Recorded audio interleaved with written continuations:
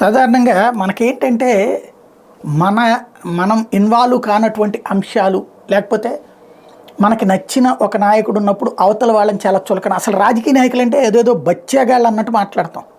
మనం రాజకీయాల్లోకి వెళ్తే తెలుసుద్ది.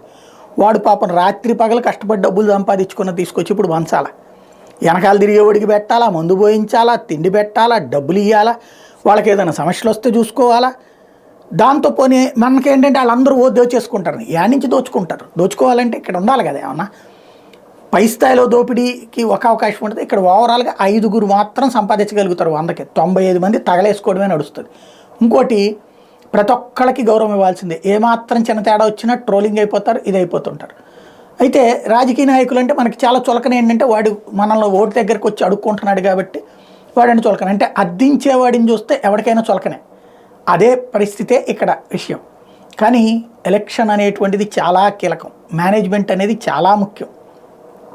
ఎప్పుడూ కూడా పోల్ మేనేజ్మెంట్లో కీలకమైనటువంటిది మన ప్లానింగ్ పర్ఫెక్ట్గా నడవటం.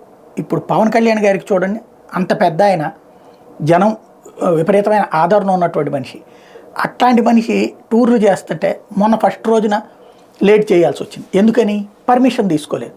అట్లాగే నిన్న ఓ చోట సభ అనుకుని చివరిలో అక్కడికి వచ్చి ఫ్లయింగ్ స్క్వాడ్ ఏది పర్మిషన్ అని అడిగితే లేదని చెప్పేసి మళ్ళీ కలుస్తానని చెప్పి వెళ్ళిపోవాల్సి వచ్చింది. ఎందుకు జరిగింది? వాస్తవంగా ఒక సమన్వయంతో కూడినటువంటి బృందం ఉండాలి. ఇదిగో పవన్ కళ్యాణ్ గారు వచ్చినప్పుడు ఎక్కడెక్కడ తిరగాలి, ఇదో ప్లాన్ చేసుకోవాలి. ఆయన ఆ మాట వినాల. ఆ తిరిగేటటువంటి ప్లేసులన్నిటిది రిటర్నింగ్ ఆఫీసర్కి 48 గంటల ముందు ఇవ్వాలి. రిటర్నింగ్ ఆఫీసర్ ఓకే చేయాలి.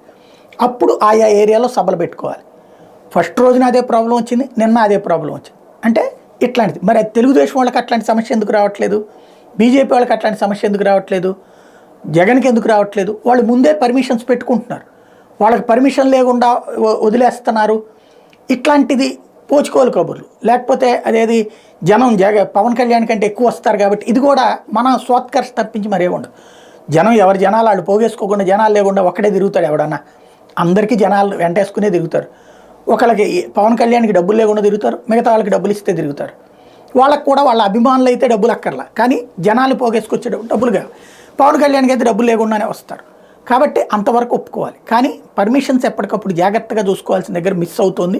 ఒక టీం ఆ పని మీద పర్ఫెక్ట్గా చేసేటట్టు ఉండాల్సి ఉంది.